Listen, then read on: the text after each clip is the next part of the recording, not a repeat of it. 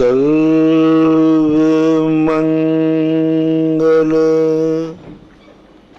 मांगल्यम सर्वकल्याणकारकम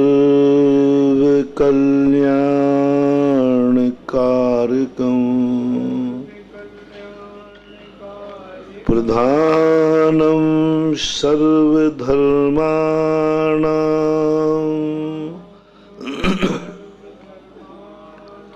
जैनं जयतु शासनम् जैनं जयतु शासनम्। पंच परमेष्टि भगवान की, आचार्य श्री गुरुवर कुंद कुंद महाराज की, आचार्य श्री गुरुवर विद्यासागर महाराज की जय। परम पूज्य मुनि पुंगव श्री सुधा सागर जी महाराज की, समस्त मुनि संघ की जय। जब भी कोई व्यक्ति अपनी जीवन धारा को एकदम निरंतर शाश्वत रूप से प्रभावमान करना चाहता है तो उसको एक डर लगता है, भय लगता है। पता नहीं कब, कौन, कहां, किस समय ये धारा रुक जाए। और किसी से डर लगे या नहीं लगे, मौत से डर लगता है। पता नहीं कब, कौन, किस समय मरण को प्राप्त हो जाए। परसों अपन ने समझा था कि संसार के जितने संबंध हैं एक कच्चे धागे से भी ज्यादा कमजोर हैं, और जिन जिन संबंधों के भरोसे दुनिया रहती है, संबंध तो बनाना पड़ेगा, क्योंकि इस संसार में बिना संबंध के कोई जी ही नहीं सकता। और जिसमें गृहस्थ और हो और उसमें पंचम काल और हो, तो नियम से कोई ना कोई व्यक्ति को जीवन में सहारा तो चाहिए। निरालंबन नहीं जी सकता। आत्मा की कितनी भी शक्ति क्यों ना हो, लेकिन उसे कहीं ना कहीं से पर का सहारा लेना। और दुनिया में सहारा लेने वाली दो ही वस्तुएं हैं, एक चेतन और एक अचेतन। वस्तु स्वतंत्र है लेकिन फिर भी परतंत्र है। स्वतंत्रता की अनुभूति होती ही नहीं है, सदा परतंत्रता की अनुभूति होती, निमित्त की होती है। मैं हूं और मेरा अस्तित्व है त्रिकाली, यह मुझे ज्ञान में नहीं आता। और जब जब व्यक्ति निमित्त की तरफ देखता है, निमित्त बुद्धि रहती है, तब तब हमें क्लेश और संक्लेश होता है और उपादान दिखता नहीं है।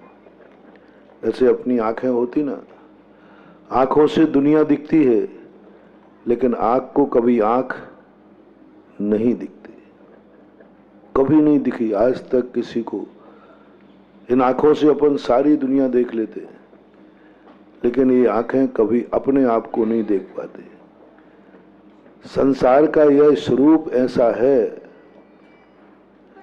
इस स्वरूप के कारण से ही बस आंखों ने जवाब दे दिया कि सारी दुनिया ऐसी है जैसे सब कुछ दिखता है, नहीं दिखती है तो स्वयं की आत्मा नहीं दिखती, स्वयं आत्मा का स्वरूप नहीं समझ में आता, सारी दुनिया समझ में आती।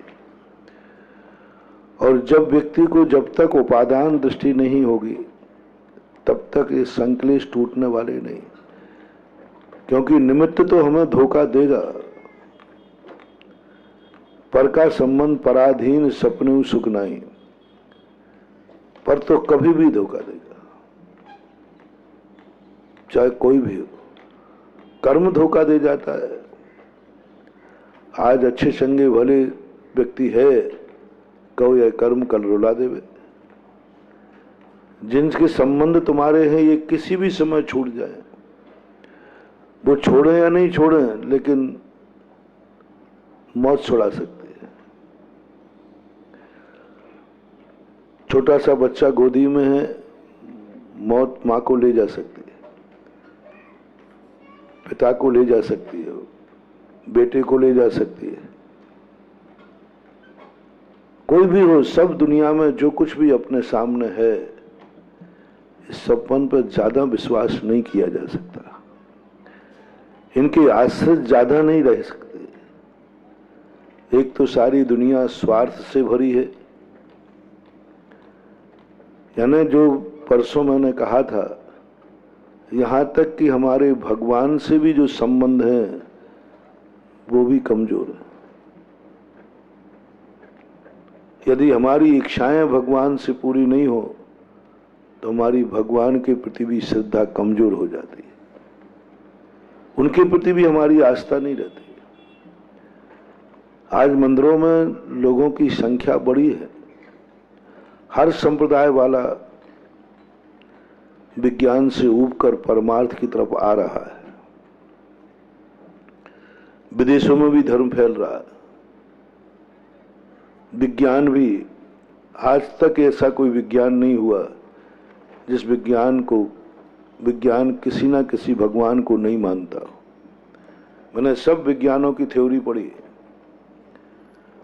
हर विज्ञान कोई ना कोई भगवान को मानता है, उनका उपास होता है। अमेरिका इतना पढ़ा लिखा अजीब है, लेकिन वहां भी धर्म है, बड़ी वो क्रिश्चियन धर्म को मानते हैं, लेकिन उनको भी एक कल्पना करना पड़ी, एक मान्यता लेना पड़ी दुनिया के सहारे। लेकिन लोग लौट तो रहे हैं, लेकिन क्यों लौट रहे हैं? क्योंकि वहां उनको जो चाहिए था वो नहीं मिला, तो किसी ने आवाज लगाई वो चीज मंदिर में है। उधर तुम दौड़े थे, विज्ञान की तरफ दौड़े थे, तो कुछ नहीं मिला, थकने वाले थे, किसी ने आवाज लगाई इधर आओ मंदिर में है, तो तुम मंदिर में दौड़ाए। अब मुझे डर ही लग रहा है कि तुम लोगों को हमने आवाज लगा लगा के मंदिर तो बुला लिया, लेकिन यदि मंदिर में भी तुम्हें वो नहीं मिला तो फिर क्या करोगे? मंदिर छोड़ के भागोगे।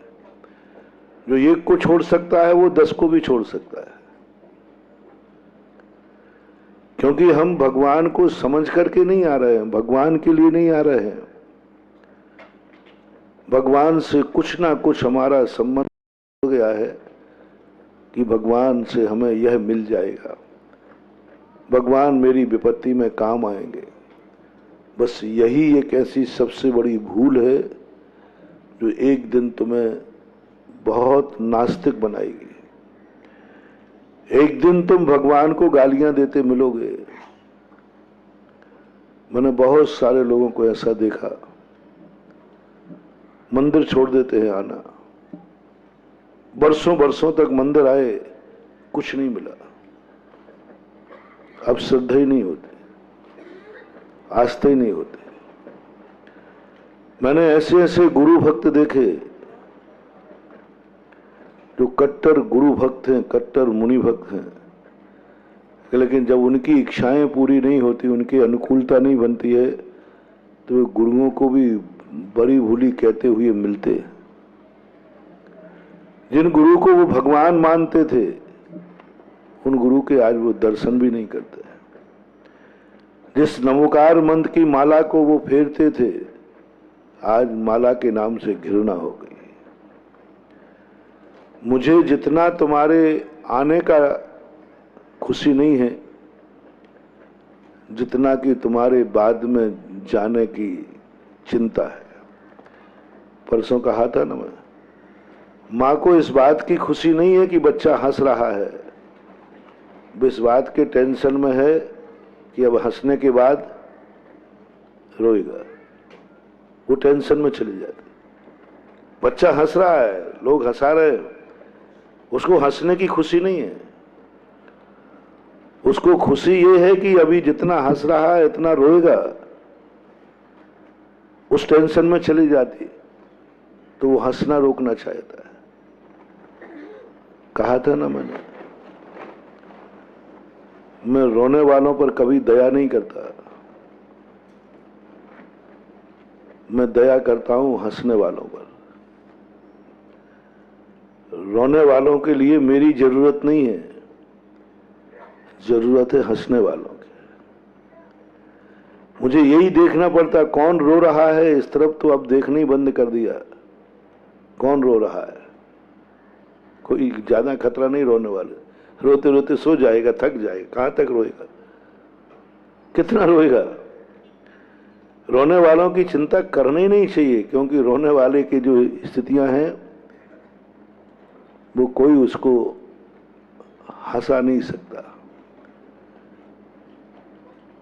क्योंकि रोना जो है उसके लिए हंसाने का कोई उपाय नहीं है।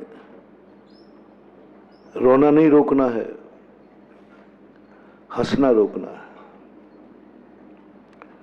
रोते समय व्यक्ति ज्यादा पापी नहीं होता, हंसते समय ज्यादा पापी होता है। रोते समय दूसरों के लिए भी रोएगा, दूसरों पर रोएगा तो भी अच्छे इंसान बनेगा, लेकिन दूसरों पर हंसेगा तो वह बुरा इंसान बनेगा। जितने दुनिया के पाप होते हैं रोने वालों से नहीं होते।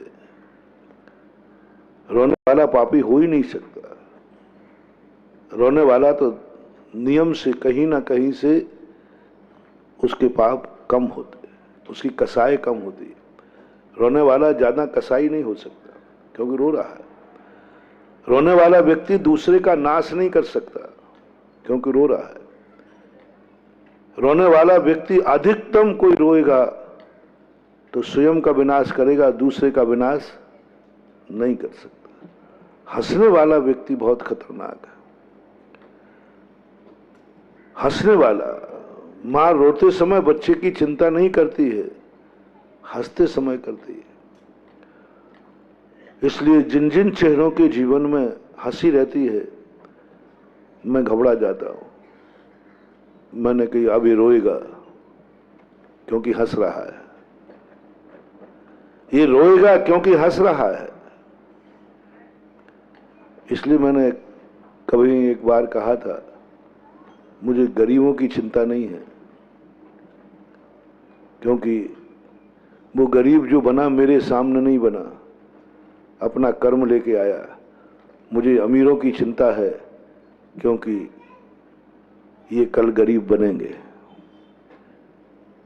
जो मर चुका है उसकी चिंता करें।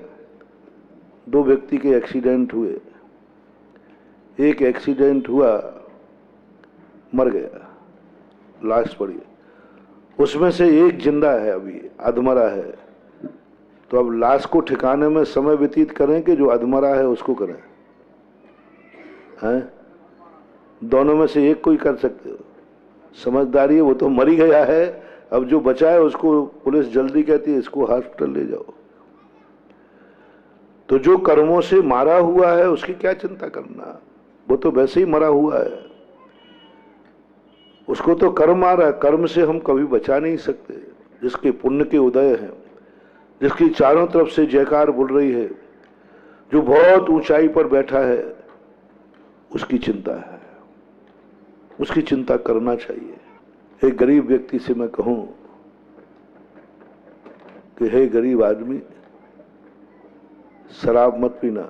वो कहता महाराज कैसी बात कर रहे, खाने को तो रोटी नहीं है, मैं शराब पीऊंगा। भिखारी से कहूं, किसी से कहूं, किसी से झगड़ा मत करना। वो कहता है झगड़ा करूंगा काहे से, कोई खतरा नहीं है। महावीर ने सबसे बड़ी दृष्टि दी कि तुम अमीरों को संभालो, अमीरों को उपदेश दो, पुण्यात्माओं को पकड़े रहो। ये ज्यादा हंस नहीं पाए, ये ज्यादा हंस नहीं पाए, नहीं तो तुम्हारा भक्त है ज्यादा हंस लेगा, फिर बाद में ऐसा रोएगा कि तुम्हारे पास। इसलिए मैं हंसने वालों की चिंता, क्योंकि कल तुम रोओगे और रोगे तो मेरे पास तुम्हारे आंसू पहुंचने के लिए रूमाल नहीं है, फिर मैं क्या करूंगा। इसलिए जिनवाणी ने सबसे ज्यादा पहले सम्यक दर्शन प्राप्त कराया तो पेड़ पौधों को नहीं कराया। बोले नहीं, संगी पंचेंद्री को सम्यक दृष्टि बनाओ। संसार में सबसे बड़ा पुण्यात्मा कौन? संगी पंचेंद्री, वहां से शुरुआत होती है। सबसे बड़ा पुण्यात्मा कौन? मनुष्य। सारे उपदेश जितने शास्त्रों में दिए, शास्त्रों में जितने व्रत लिए, नियम लिखे, समंत्रभद्र महाराज ने जितने भी श्रावकाचार में लिखा, आज कहीं भी देवाचार नहीं लिखा गया। देवों के लिए कोई ग्रंथ नहीं लिखे गए, नारकियों के लिए कोई ग्रंथ नहीं लिखे गए, पशुओं के लिए भी कोई ग्रंथ नहीं लिखे गए। सारा जिनवाणी में जितना उपदेश है सब मनुष्यों को है, क्योंकि मनुष्य श्रेष्ठ है। सम्यक दर्शन की विधि बताई तो त्रियंशों की बहुत कम, कहीं थोड़ी बहुत चर्चा है। देवताओं सारी चर्चा समंत्रभद्र महाराज ने पूरी की पूरी सम्यक दर्शन की पहचान सब मनुष्यों में घटित होती है।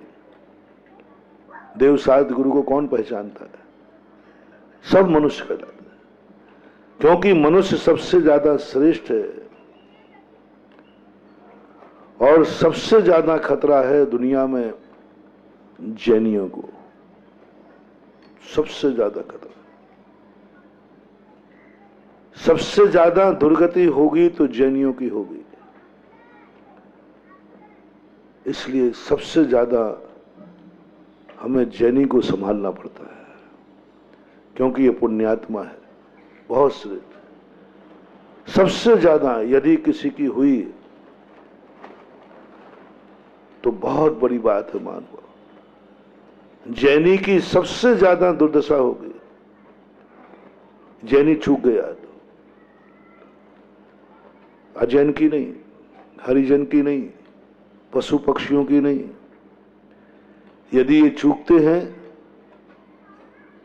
तो पशु पक्षी 5 मिनट रखे जाएंगे, लेकिन चूका और उसमें जैन चूका तो सीधा 7 मिनट रख।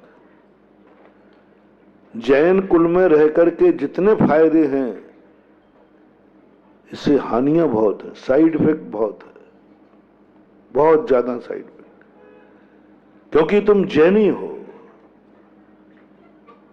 तुम्हारा ऐसा सफेद कपड़ा है कि तुम्हारे पर छोटा सा भी दाग लगेगा तो वो दूर से दिखता है। सारी दुनिया, आपने देखा पेपरों में भी आता है, इतने दुनिया के लोग दुनिया कार्य करते रहते हैं। कोई जैनी गलत कर दे तो देखो भाई जैनी ने ऐसा किया।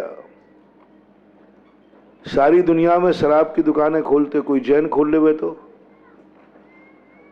बुरी निंदा होगी, बहुत बुरी। अरे भाई आजकल जैनी भी, यानी लोग जैनियों को कितनी पवित्र दृष्टि से देखते थे कि उनके जीवन में थोड़ा सा भी गलत कार्य हो जाए तो दुनिया दहल जाती। बोले आश्चर्य है, क्योंकि जैनियों की जब भी व्यक्ति कोई छोटे सा दोष बारीकी से देखे, जैन मुनि के प्रति लोगों की बड़ी धारणा है। दुनिया के कोई भी साधु कुछ भी कर दें, कुछ नहीं, जैन मुनि करे तो तहलका हो जाता है। क्यों हो जाता है? क्योंकि लोगों ने जैन गुरु को भगवान का रूप माना है कि ये भगवान का रूप है। दुनिया को तो सब जानते ही हैं कि ये तो सब गांजेड़े भंगेड़े हैं, गांजे भांगे सब खाते हैं, लेकिन जैन मुनि के संबंध में लोगों की बड़ी पवित्र धारणा है। इसलिए दुनिया बर्दाश्त नहीं कर पाती कि जैन मुनि में कोई खोट दुनिया नहीं देख पाएगी। इसमें खोट नहीं आना। सबसे ज्यादा खतरा है तो दिगंबर जैन मुनि को, मुनियों के लिए बहुत खतरा है। दुनिया में कहीं भी साधुओं की आचार संहिता नहीं है। साधुओं की कोई आचार संहिता नहीं। साधु का परिभाषा क्या है? साधु कैसा होना चाहिए? मात्र अकेला जैन धर्म में, इसलिए इसको श्रमण संस्कृति कहते हैं। दुनिया के धर्म में साधु बनते हैं, लेकिन आचार संहिता नहीं है कि साधु को ऐसा ही रहना पड़ेगा, ऐसा ही खाना पड़ेगा, ऐसा ही चलना पड़ेगा, ऐसा ही रहना। कोई नियम कानून नहीं। मुनि खड़े होकर के ही भोजन लेगा, कानून है। दुनिया के किसी भी धर्म में ऐसा कोई नियम नहीं है कि बैठ के ही लेगा। वो खड़े होके भी ले सकते हैं और बैठ के भी। यहां तो नियम है खड़े होकर लेना। एक बार खाने वाला ही साधु होगा, दुनिया में कहीं नहीं है। एक बार भी खाने वाले हैं, ऐच्छिक खाओ तो बिल्कुल उपवास कर लो, जड़ी बूटी, लेकिन कानून नहीं है कि जो एक बार भोजन करेगा वही साधु की कोटि में आएगा। जो खड़े होकर भोजन करेगा वही साधु की कोटि में आएगा। जो केशलंच करेगा वही साधु की कोटि में आएगा। जो दिगंबरत रहेगा वही साधु की कोटि में आएगा। मैंने हर दर्शन को पढ़ा, किसी भी दर्शन में कहीं भी साधु की परिभाषा नहीं मिली कि साधु की जीवन शैली कैसे होना चाहिए, उनकी आचार संहिता कैसे होना चाहिए, क्या क्या नियम होना चाहिए साधु के। सब एक्शन, कोई कुछ करते पाया जाएगा, कोई कुछ करते पाया जाएगा। लेकिन जैन धर्म में साधुओं का कानून है, विधि है। उस कैटेगरी से थोड़ा सा भी गड़बड़ होता है, जैन समाज उसे तुरंत साधु पद से अलग कर देती है। जो नियम है 28 मूल गुण है, तो वे 28 पालन करना ही है, कुछ नहीं कर सकते। इसलिए जैन धर्म जहां साधुओं की परिभाषा निश्चित की गई हो, और सबसे ज्यादा गृहस्थ के लिए अलग और मुनियों के लिए ऐसी कठोर चर्या बनाई कि कोई इनकी बराबरी नहीं करता। आपने देखा दुनिया में सब संप्रदायों के बीच में आप लोग रहते हो, किसी संप्रदाय की कोई आचार संहिता है क्या? नहीं। कोई पैदल भी चलते हैं, कोई गाड़ी से भी चलते हैं, कोई कपड़े पहन लेते हैं, कोई नहीं भी पहनते, कोई 2 बार खाते हैं, कोई खाते भी नहीं, कोई घर में रहते हैं, कोई हिमालयों में भी रहते हैं। यानी उनमें कोई नियम कानून नहीं बनाया, साधु को बनाया। क्यों? महावीर ने सबसे ज्यादा खतरा किसको, सावधानी कहाँ रखी जाती है, सावधानी किसके प्रति रखी जाती है, प्रोटोकॉल किसको रखा जाता है जिस पे ज्यादा खतरा है? सावधानी। सबसे ज्यादा संसार में यदि किसी को खतरा है तो मुनि को। इसलिए महावीर ने कहा मुनियों को संभालो। यदि महावीर के स्वामी के समय 2 सामने आ जाएं, एक श्रावक और एक मुनि, तो सबसे पहले महावीर स्वामी मुनि को उपदेश देंगे। जैसे तुमने कहा ना कि एक डेड बॉडी पड़ी है और एक अभी जीवित है, तो आप जीवित को संभालोगे। महावीर ने कहा मुनि को संभालो, श्रावक डूब रहा है डूबने दो, मर रहा है मरने दो। श्रावक के डूबने से धर्म की हानि नहीं होगी, लेकिन मुनि के डूब जाने से धर्म की हानि होगी। मुनि को संभालो। 1 लाख श्रावक को संभालना और एक मुनि को संभालने की बात आ जाए, मैं आपसे पूछता हूं, आपके महाराज जा रहे हैं और जनता भी नदी में कहीं है, और 2 में से किसी एक को संभालना पड़े, तो किसको संभालोगे? महाराज। सारा संसार एक तरफ और मुनि एक तरफ, 6 अरब की जनता भी एक तरफ और मुनि एक तरफ। महावीर कहते मुनि को संभालो।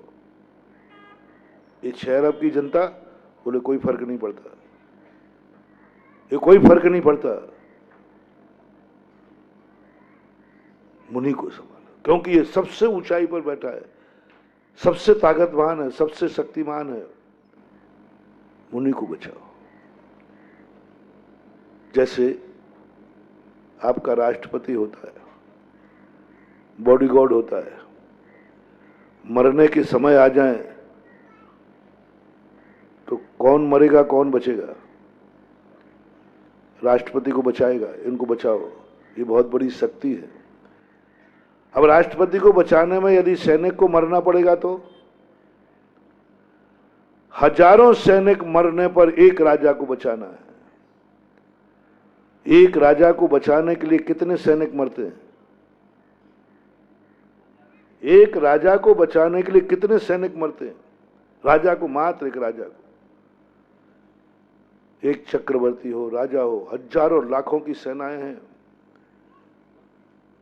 हजारों लाखों सेनाएं, मात्र एक को बचाना है। 11 अक्षौहिणी सेना थी मात्र दुर्योधन को बचाने के लिए, मात्र एक को बचाना।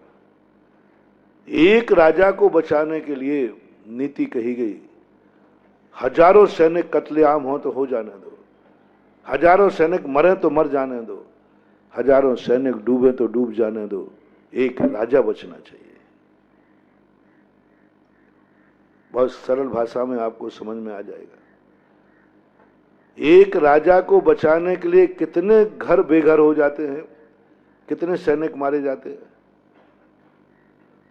आज तो राजतंत्र है नहीं, प्रजातंत्र है, इसको भी बाद में। पहले एक राजा को बचाने के लिए कितने सैनिक मरे, कितने घर उजड़ गए, कितनी माताएं निपुती हो गई, कितनी स्त्रियां विधवा हो गई, कितने बच्चे अनाथ हो गए।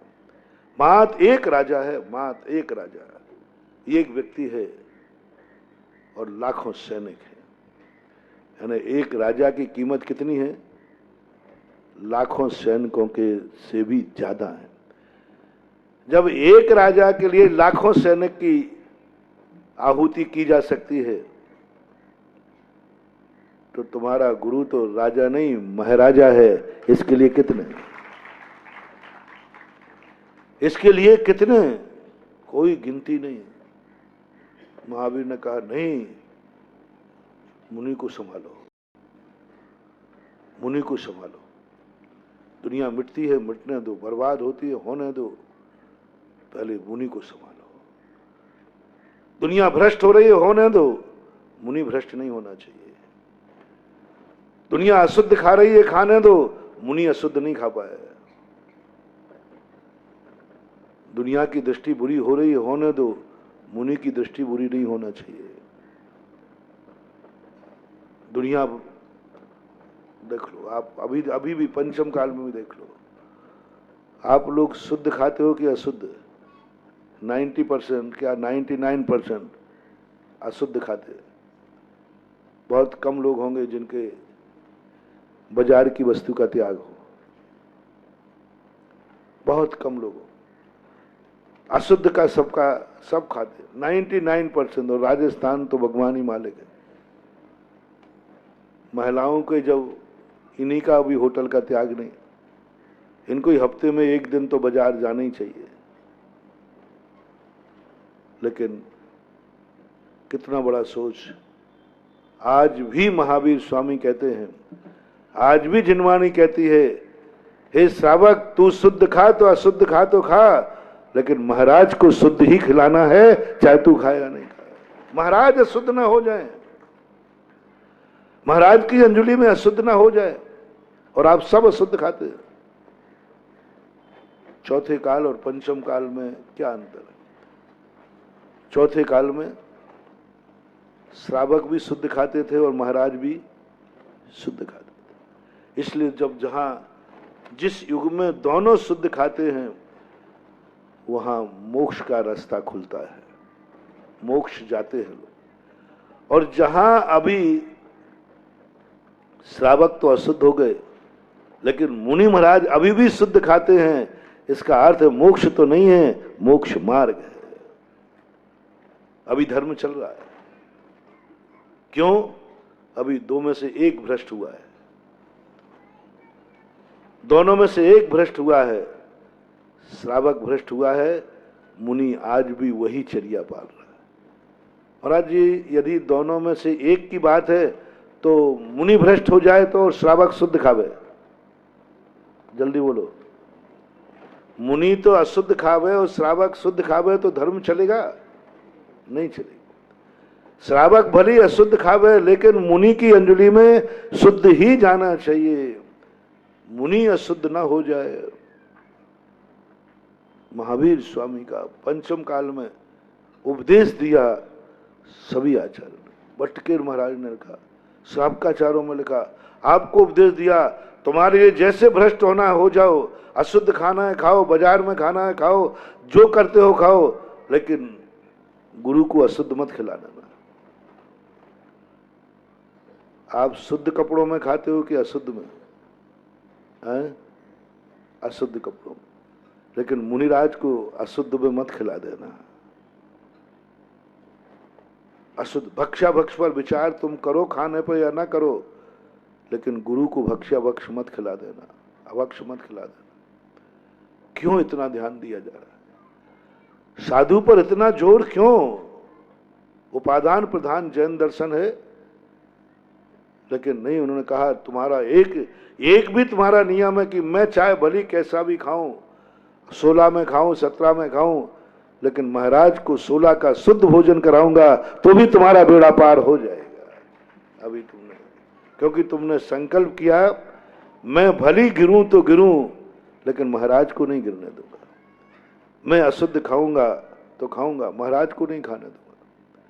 और ये परंपरा आज भी जीवित है कि नहीं है? आप सब लोगों में एक ही जीवित है।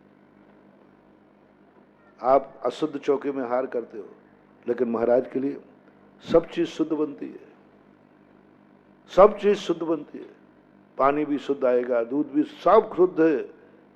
महावीर ने कहा अभी धर्म टिकेगा, क्योंकि श्रावक तो भ्रष्ट हो चुके हैं, लेकिन ये भ्रष्ट श्रावक, इनका दुर्गति बच जाएगी, क्योंकि इनका एक नियम है कि मैं भ्रष्ट हूं तो हूं, मैं अपने गुरु को अभक्ष अशुद्ध नहीं खिलाऊंगा। तो जिंदगी में एक नियम तो ले ही लेना, कभी मैं अपने महाराज को अशुद्ध नहीं खिलाऊंगा, इनको अशुद्ध नहीं होगा। और ये बहुत बड़ी परंपरा है, इसलिए आज भी जैन धर्म जीवित है, आज भी मुनि धर्म, क्योंकि मुनि धर्म है तो जैन धर्म है, और मुनि धर्म नहीं है तो जैन धर्म भी नहीं है। जो 9वें भगवान से लेकर के 16वें भगवान तक बीच में धर्म का विच्छेद हुआ तो क्या चला गया था? कुछ नहीं। श्रावक तो थे, मंदिर भी थे, मुनि महाराज नहीं थे। यानी जैन धर्म की पहचान है, मुनि नहीं है तो धर्म नहीं है। इसलिए स्वर्गों में धर्म नहीं है, क्योंकि मुनि नहीं है। इसलिए स्वर्गों के लिए कोई ग्रंथ नहीं लिखा गया। जो मैंने पहले कहा था, देवाचार नाम का कोई ग्रंथ नहीं है कि देवों का आचार कैसा होना चाहिए। क्यों? वहां धर्म है ही नहीं, धर्म नहीं है, धर्म नाम की चीज नहीं है, क्योंकि वहां पर मुनि नहीं है। भोग भूमि में देवता और भोग भूमि बंधु बहुत अच्छे जीव होते हैं, श्रावकों से बहुत अच्छे जीव होते हैं। श्रावकों के स्वर्गों में कोई शराब नहीं पीता, कोई गुटखा नहीं खाता, भोग भूमि में भी नहीं होता। स्वर्गों में कोई व्यभिचार नहीं होता, चोरी डकैती नहीं होती, ज्यादा परिग्रह नहीं, उनका परिग्रह सीमित है, निश्चित है। 1 रुपया बढ़ना नहीं, 1 रुपया घटना नहीं। उनकी लेस्या निश्चित है, परिणाम प्रत्येक देव की लेस्या निश्चित है। न उनके अधिक क्रोधी भाव होते हैं और न से विशुद्ध भाव होते हैं। एक लेस्या निश्चित है। जिस स्वर्ग में जो लेस्या है, जहां सुख लेस्या है सुख ही रहेगा, पीत है पीत ही रहेगा, पद्म है पद्म ही रहेगा। कोई परिणामों में अंतर ज्यादा नहीं आता, जैसे मनुष्यों में आता ना। क्रोध आ जाए तो इतना क्रोध कर ले कि कृष्ण लेस्या हो जाए, और विशुद्धि हो जाए तो वहां नहीं बढ़ती, ना भाव लेस्या ना द्रव्य लेस्या। परिणाम भी देवताओं के एक निश्चित प्रमाण में होते हैं। इतने नंबर से इतने नंबर तक ही उनके परिणाम होंगे, उनके परिणाम हीनादिक नहीं होते। फिक्स है, बिल्कुल रिमोट कंट्रोल फिक्स कर दिया गया। खाना पीना उनका ज्यादा पीना नहीं होता कि आज तुम ज्यादा खा लो कल ज्यादा खा लो, आज थोड़ी अच्छी चीज बनी मौसम अच्छा है तो तुम 2-4, ऐसा देवताओं के नहीं। तुम्हारा तो कभी भी खा लो, उनका टाइम फिक्स है। इतने दिन में इतने बजे इतने सेकंड पर आहार होगा, बस उतना ही होगा, 1 सेकंड भी आगे पीछे नहीं। चोरी चपाटी होती नहीं, मर्डर वहां होते नहीं, पुलिस थाने वहां है नहीं, सेनाएं वहां होती नहीं, देवता शस्त्र रखते नहीं, लड़ाई झगड़े नहीं, शस्त्र काय के लिए? देवताओं के पास शस्त्र नहीं होते, सेना नहीं होती, कुछ होते ही नहीं। इतनी बढ़िया पर्याय है, फिर भी स्वर्गों में धर्म नहीं है। मैंने बहुत चिंतन किया देवताओं का, एक भी तो पाप नहीं करते बेचारे, कभी उनके परिणाम ही नहीं बिगड़ते, दुनिया की तरफ कोई परिणाम नहीं, कभी नहीं। एक से एक देवियां होती हैं, कोई देवता कभी दूसरी देवी को देखकर अपने विचार के भाव नहीं आते, परिणाम नहीं बिगाड़ता। कोई देवी भी कितना भी सुंदर देव हो, उसको देख करके अपने बुरे भाव नहीं करते। चोरी चपाटी है ही नहीं, झूठ वहां बोलते नहीं, वो सब अवधिज्ञानी है, क्या झूठ बोलोगे? वहां झूठ बोल ही नहीं सकता, तुम झूठ बोलोगे तुरंत अवधिज्ञान लगा लेगा, पता चल जाएगा, झूठ बोल ही नहीं सकता। इतनी अच्छी पर्याय, इतनी बढ़िया पर्याय, लेकिन धर्म नहीं है वहां। महावीर स्वामी ने कहा धर्म नहीं होगा। बोले क्यों नहीं है धर्म? इतने बढ़िया श्रावक तो है, इतनी बढ़िया चर्या पाल रहे हैं। बोले मुनि नहीं बन सकते वो, क्योंकि एक वस्त्र उनके जीवन में ऐसा आता है। 2 कारण है देवताओं का, और छोटे कारण बहुत है। पहला कारण है, देवता कभी निर्वस्त्र पूर्णता नहीं हो सकता, पूर्णता निर्वस्त्र कभी नहीं हो सकता। पूर्णता आभूषण से रहस्य नहीं होता, एक माला कुंडल और कुछ ऐसा वस्त्र जन्म से ही निकल रहता है और जिंदगी भर रहता है, वो कभी निर्वस्त्र नहीं हो सकता, कोई कितने प्रयास करे। दूसरा, देवता अपने मूल शरीर से अपने विमान को, घर को छोड़ के बाहर नहीं जा सकता। मुनि दीक्षा लेने के लिए तो घर छोड़ना पड़ेगा ना, वो अपना घर नहीं छोड़ सकता, विमान से बाहर निकल ही नहीं सकता मूल शरीर से। वो चाहे कि परिवार छोड़ दे तो नहीं छोड़ सकता, धन दौलत।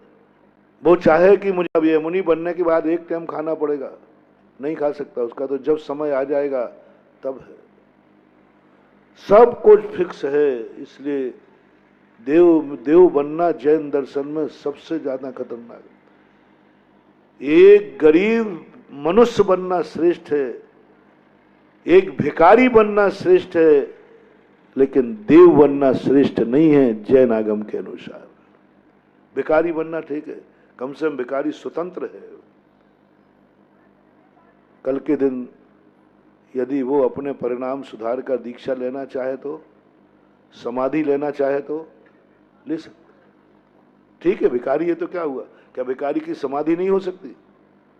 हो सकती, लेकिन देवता की समाधि नहीं होगी।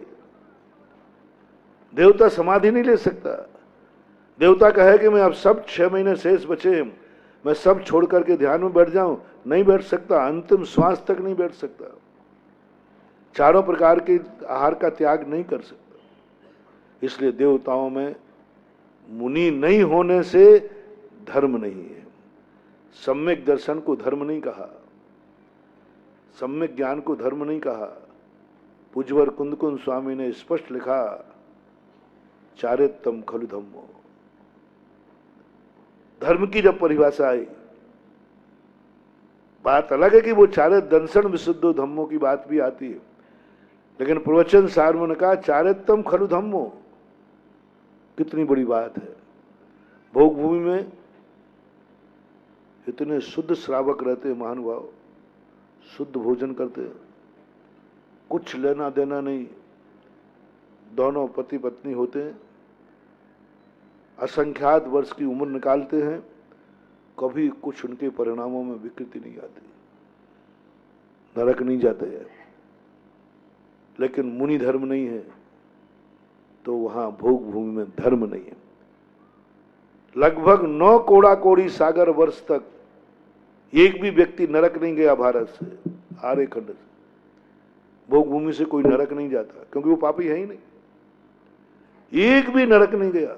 देवता कभी नरक नहीं जाते, भोग भूमियां तो विकलत्रय में भी नहीं जाते।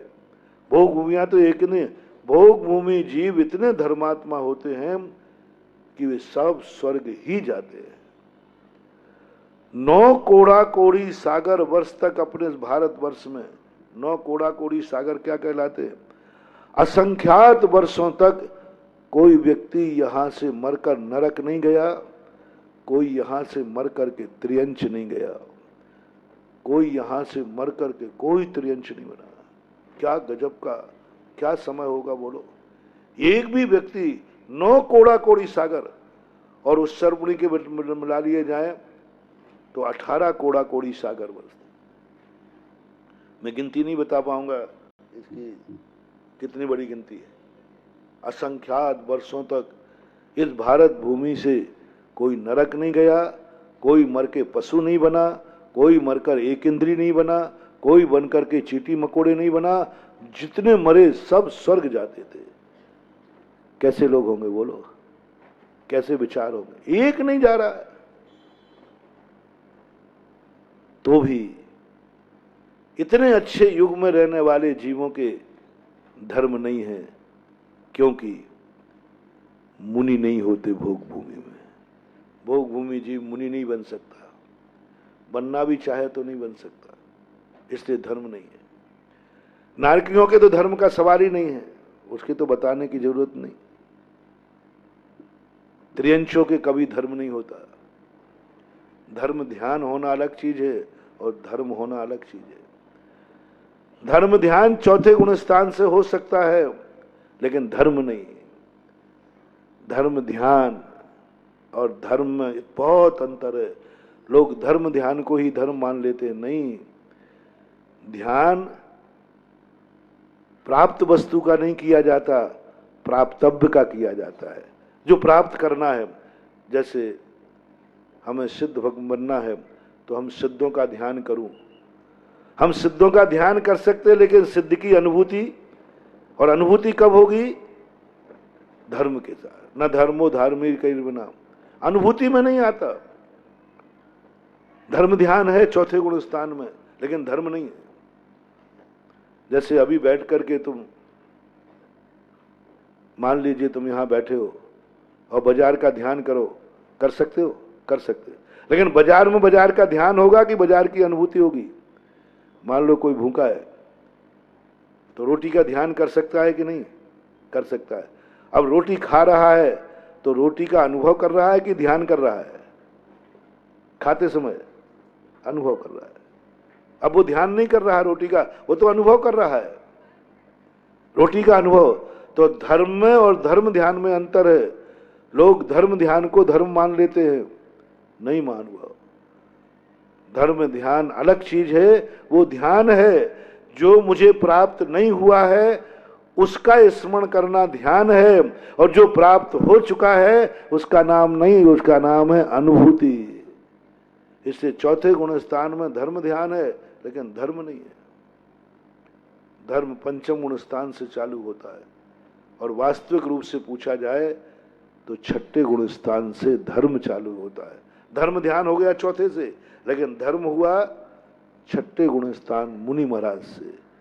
इसलिए धर्म का अभाव है त्रियंचों में, मनुष्य में, सब में। पंचम काल में मनुष्य में बहुत पाप लोग हैं, बहुत पापी हैं, सब तरफ से कर्महीन है। शरीर की अपेक्षा देखो, हाड़ मांस का पिंजड़ा, कितना गंदगी भरी है शरीर में। सब कुछ होकर के भी मनुष्य पर्याय में धर्म है, क्योंकि मनुष्य मुनि बन सकता है। बस इतनी सी बात है, और कोई कारण नहीं।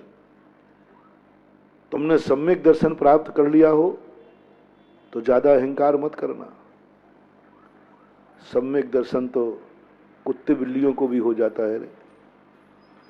कई लोग सम्यक दर्शन मर रहे हैं, मुझे सम्यक दर्शन प्राप्त करना है, सम्यक दर्शन की रक्षा करना, पूरी जिंदगी सम्यक दर्शन प्राप्त कर लेते हैं।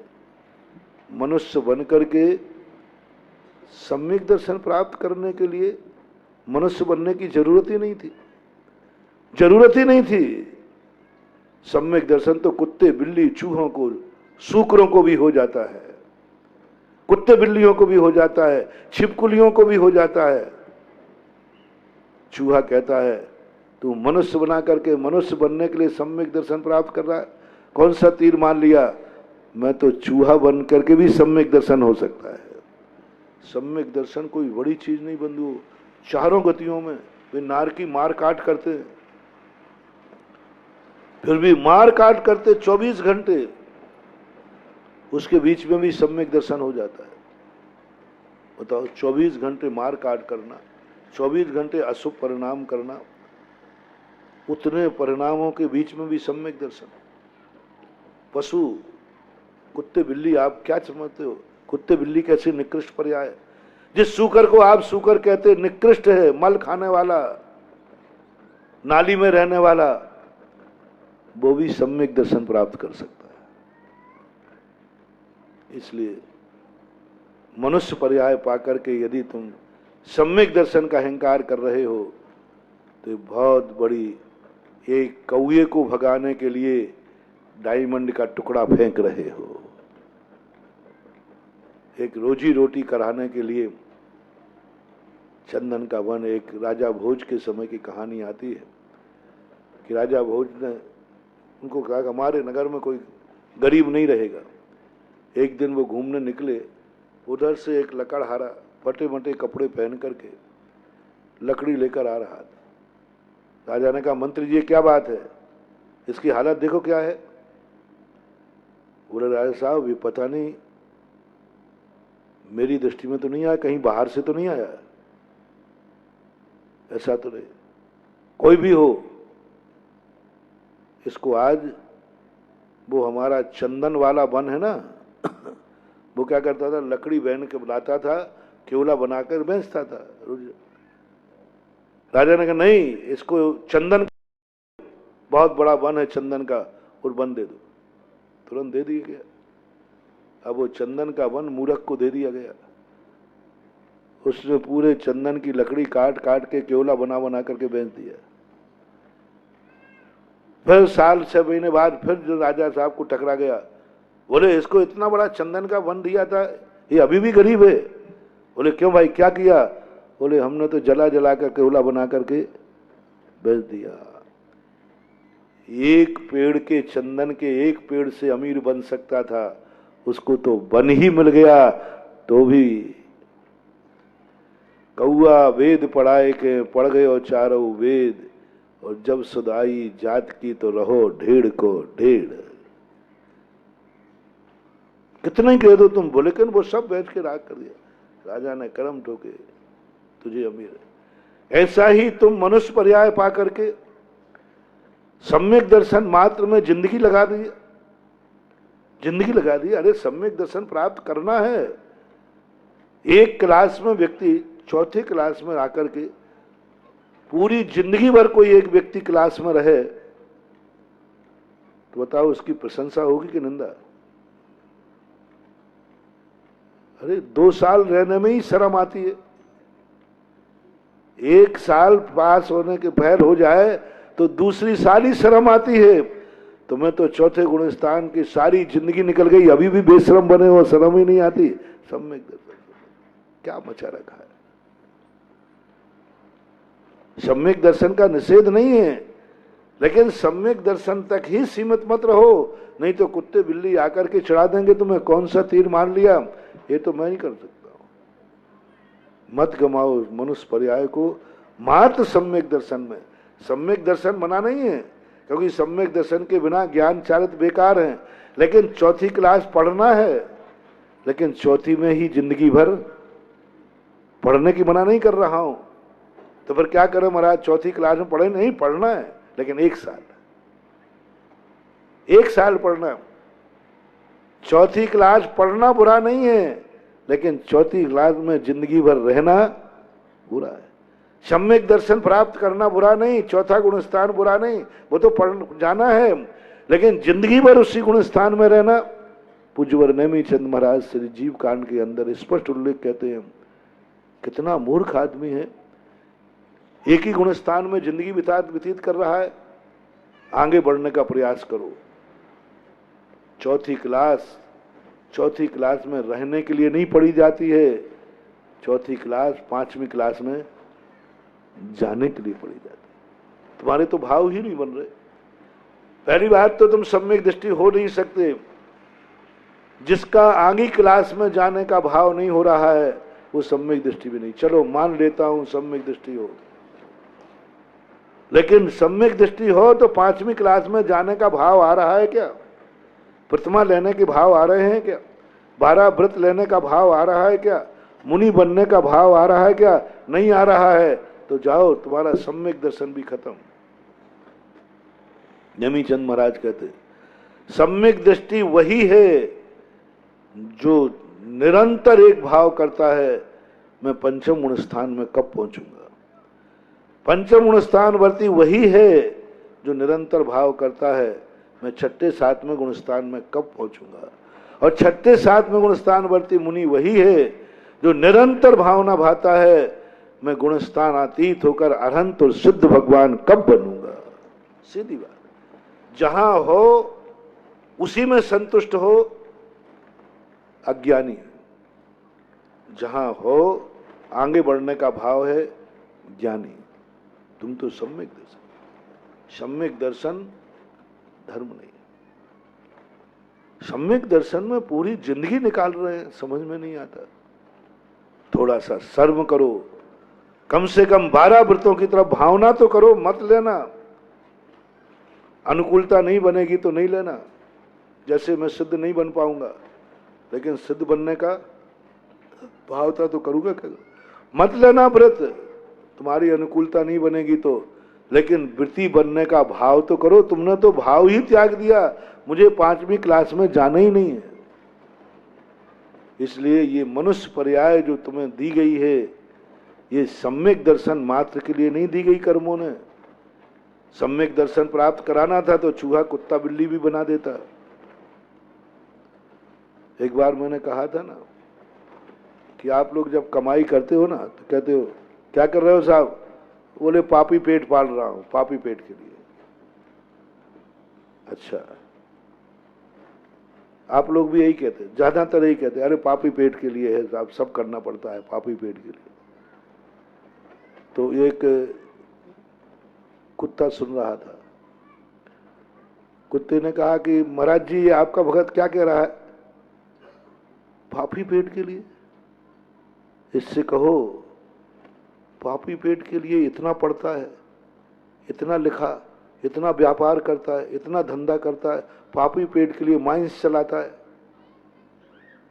इतनी रिस्क लेता है, मरमरू जाए तो पापी पेट के लिए इतना व्यापार करता है, इतना धंधा करता है।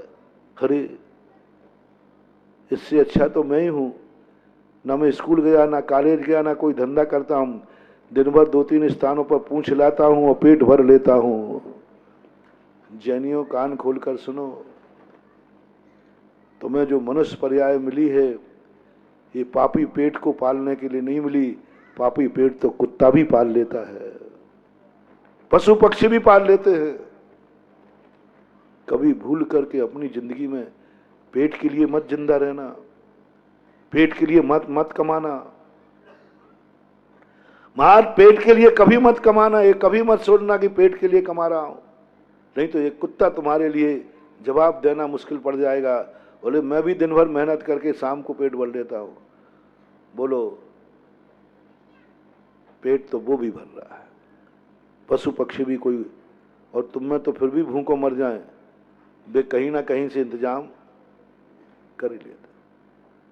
हमारा मनुष्य पर्याय, उसमें भी जैन कुल मात्र रोटी कपड़ा और मकान के लिए नहीं मिली है। दूसरा प्रोडक्ट तुम्हारा होता है, बाल बच्चे पाल रहे हैं, बाल बच्चे। हाँ, बाल बच्चे किनको पाल रहे हो? अरे भाई तुम बड़ी मेहनत, अरे भैया बाल बच्चे पालना है, अब किसको बुलाऊं बाल बच्चे के? 12-12 किसके होते हैं? पेट पालने गया तो कुत्ते को बुलाया, कुत्ता कहता मैं भी पाल लेता हूं, और बाल बच्चे की बात कही तो सूकर कहता क्या कहा महाराज इन्होंने, बाल बच्चे पाल रहे हैं तो मैं भी बाल बच्चे पाल रहा हूं, ये दोनों एक ही है। बाल बच्चे तो एक पक्षी भी पाल लेता है,